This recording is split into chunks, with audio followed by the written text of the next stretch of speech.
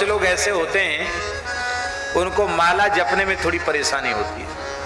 अभ्यास न होने से वो फेरने में, माला फेरने में कठिनाई होती है।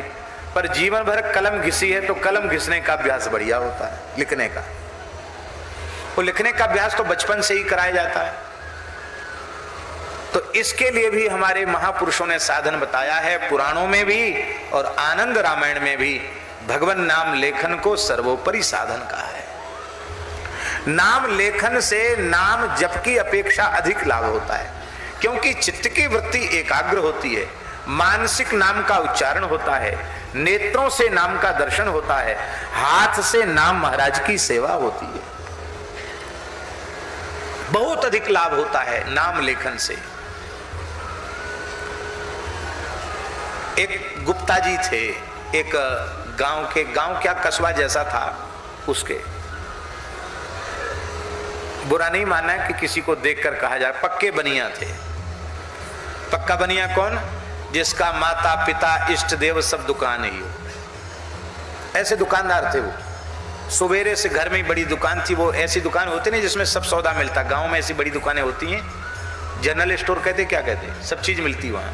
जो चाहो सो, किताब कापी, नमक तेल मिर्च धनिया मसाला कपड़ा, जो चाहो सब मिलेगा।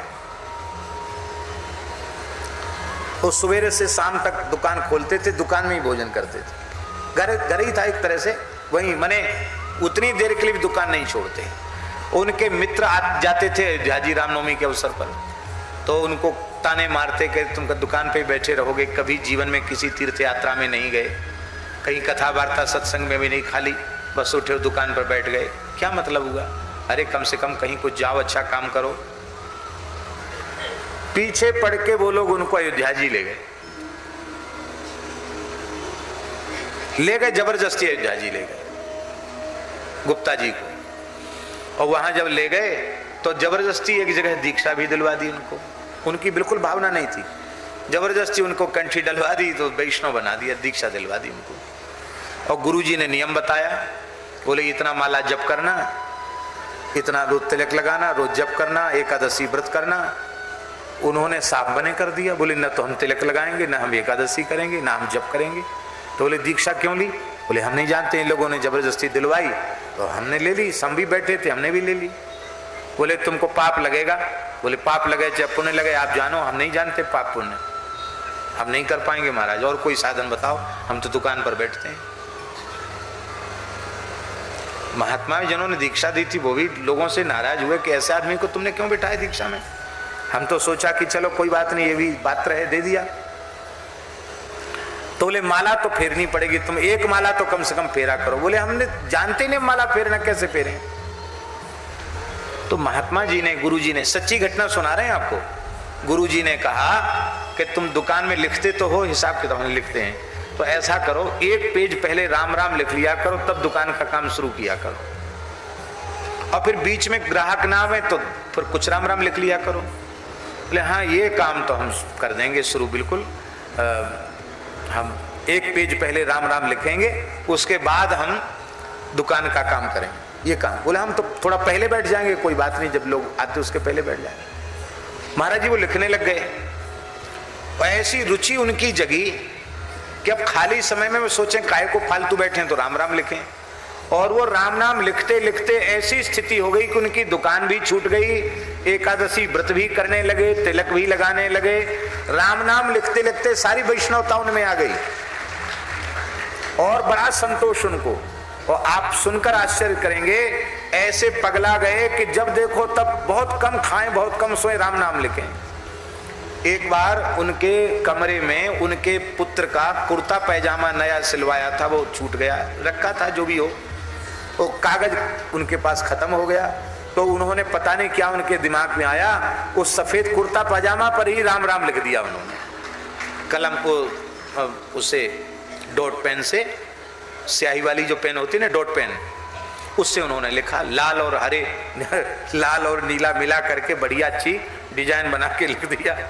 सवेरे लड़के ने झगड़ा किया कि हमने नया कुर्ता पैजामा सिलवाया था, अभी तुमने तमाशा बना दिया इसका, जगह जगह चक्र बना दिए और क्या क्या लिख दिया, फूल बना दिए, ये तो अब पहनने लायक भी नहीं रहा। पगला गए हो क्या राम राम लिखते लिखते। बोले भाई देखो हमारे पास हमेशा कागज कलम रहना चाहिए, हमको अभ्यास हो गया बिना राम नाम लिखे हम रह नहीं सकते। और अयोध्या में छावनी में राम नाम जमा उन्होंने कराया और उनको राम नाम लेखन में स्वर्ण पदक भी मिला। हम समझते एक बार नहीं 2-3 बार स्वर्ण पदक मिला, इतनी बड़ी संख्या में नाम लिखा उन्होंने, नाम के लिए वो समर्पित हो गए। अब उनकी सदगति कैसी हुई सो सुनो। पास में एक नदी है, हम लोग भी उसमें कई बार स्नान किए हुए हैं, जेरोन गांव की बात है, पास में ही नदी है। उस नदी में वो स्नान करने गए, निर्जला एकादशी की तिथि थी और निर्जला एकादशी की तिथि पर उन्होंने खूब चंदन घिसा और चंदन घिस करके सुंदर तिलक लगा के भगवान के प्रसादी चंदन लगाया और जहां जहां हो सकता था दिखाई पड़ता था वहां वहां अपनी नाभि तक सब जगह राम राम लिखा चंदन से। और एक कसेरा था सामने उनके घर के, उस कसेरे को बुलाया। कसेरा जानते ना, कांसे का काम करने वाले, वो नहीं कसेरा नहीं, ये जो चूड़ी वगैरह का काम करते, क्या कहते, मनिहार कहते, क्या कहते, वो चूड़ी वगैरह का काम करते हैं, वो था सामने। उसको बुलाया, बोले भैया हमारी पीठ पे राम राम लिख दो, क्यों उस पे हम लिख नहीं सकते। उससे पीठ पे लिखाया और लिखाने के बाद बोले भैया गुरु मंत्र का जब तो किया नहीं, आज तो कम से कम माला फेर ही लेते हैं। और माला लेके बैठ गया और निर्जला एकादशी के दिन 12 तिलक लगे हैं, शरीर पर राम नाम लिखा हुआ है और माला फेरते फिरते भगवान के धाम को चला गया। यह है राम नाम लेखन की महिमा। इस घटना को अधिक से अधिक 20 वर्ष हुआ है। कितने वर्ष हुआ है?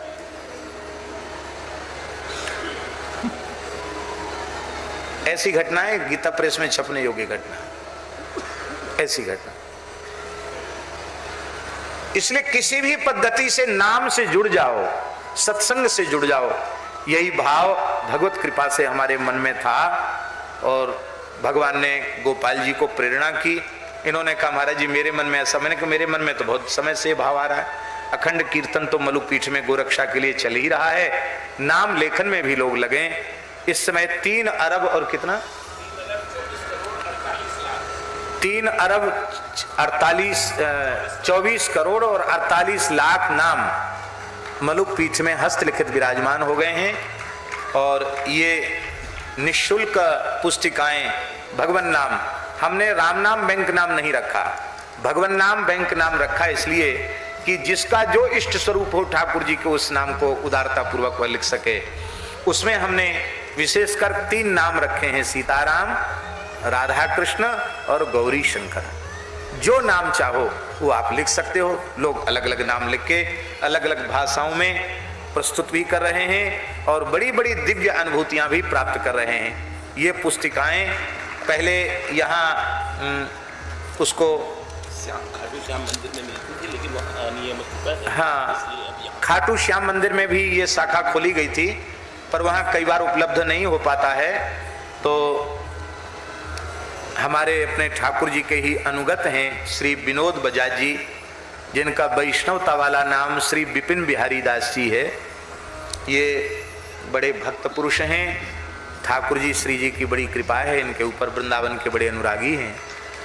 तो इन्होंने इस सेवा को बड़े सहर्ष स्वीकार किया है कि हम अपना जो कुछ व्यवहारिक कार्य है उसको देखते हुए भी, और ये इस नाम पे भी मिल जाएगी, इस दुकान पे भी मिल जाएगी। हाँ, विनोद जी बजाज सूरत, विपिन बिहारी दास जी, इनके मोबाइल नंबर भी लिखा है, उस पर भी मिल जाएगा।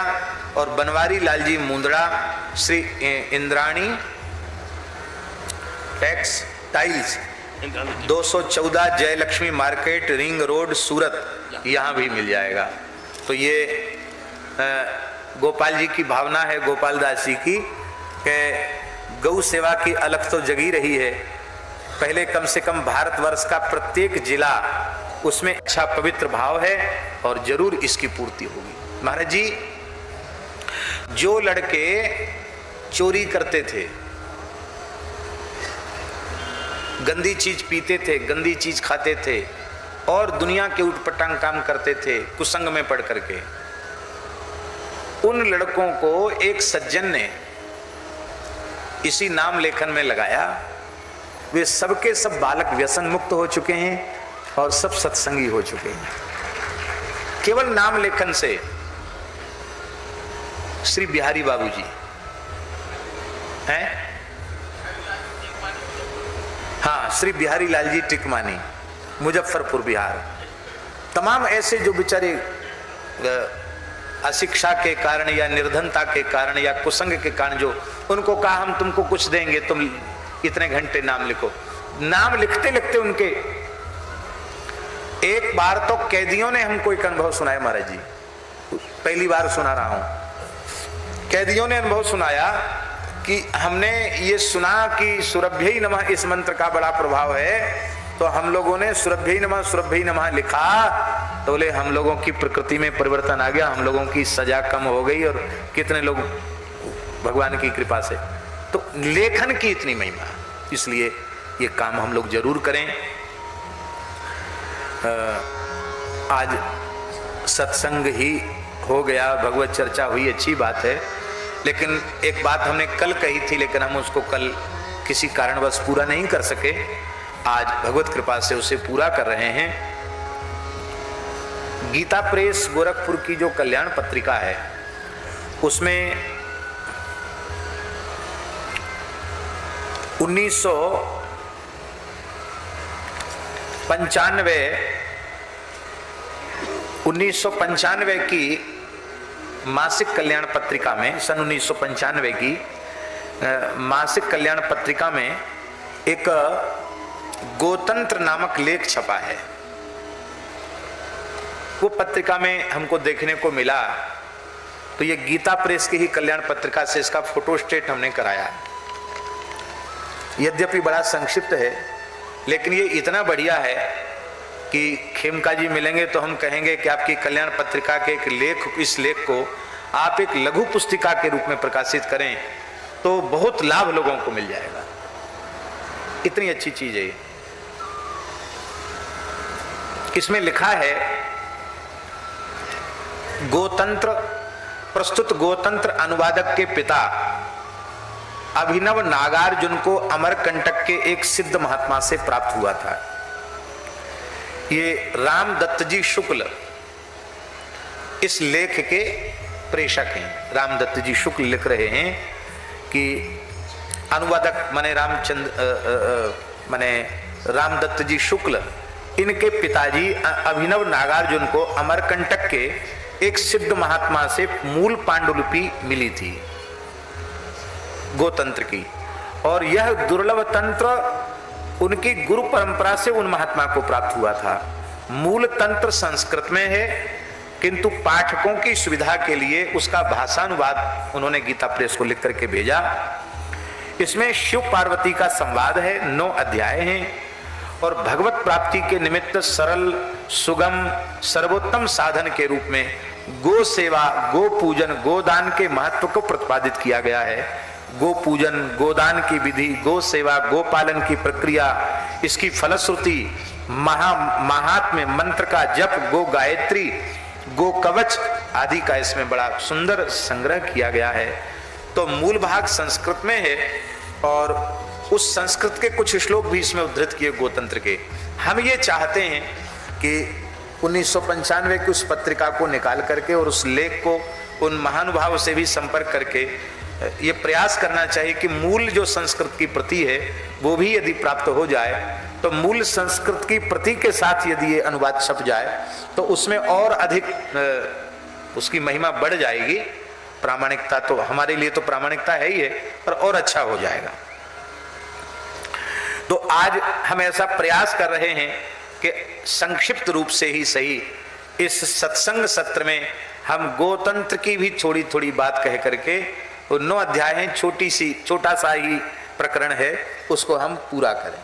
उससे लोगों को बड़ा लाभ होगा, और जो लोग यहाँ बैठकर सुन रहे हैं उन्हें तो लाभ होगा, कई चीजें नई सुनने को मिलेंगी। और महाराज जी आजकल तो वो विज्ञान के माध्यम से भी लोग सुन लेते हैं, यूट्यूब कहते क्या कहते हैं, उससे भी सुनने वालों को बहुत लाभ मिल जाएगा देश विदेश में। इसलिए बड़ी श्रद्धा पूर्वक, ये भागवत ही है, भागवत की कथा से अलग इसको न माना जाए, आप इसको प्रेम से श्रवण करें। बोलो गौरी शंकर भगवान की जय।